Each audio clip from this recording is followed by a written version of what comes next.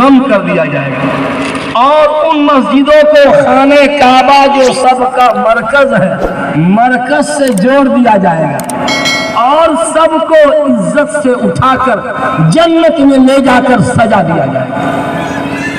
گویا دنیا کی ساری مسجدیں جنتی ہیں، آپ کی بلڈنگ جنتی نہیں، قطب مینار جنتی نہیں، تاج محل جنتی نہیں، لال قلعہ جنتی نہیں، چار مینار جنتی نہیں، اجمیری گیٹ جنتی نہیں، لیکن یہ پھوس کی مسجد بھی اگر ہے تو یہ مسجد سیدھے جنت میں، یوں اٹھا کر کے فرشتے جنت میں سجا دیں گے۔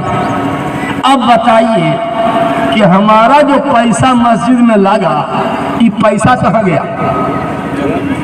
مسجد جنت میں گیا؟ تو آپ کے جیب کا 10 ٹکیا 20 ٹکیا جو لگ گیا مسجد میں، وہ کہاں گیا؟ جنتی بن گیا۔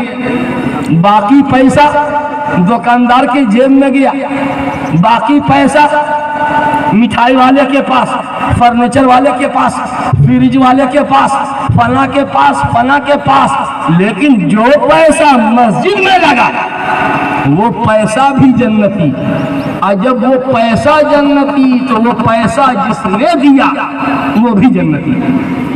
تو میرے بھائیوں، ابھی ابھی ابھی نیت کی کہ اپنے والدین کے نام سے، والد کے نام سے بھی، والدہ کے نام سے بھی 1/1 کی جگہ اپنے نام ہم نے ریزرو کر لیا، 2/2 ہر فرد حصہ بانٹ لے، ایسا حصہ بانٹے کہ چند لمحوں کے بعد جگہ ختم ہو گئی۔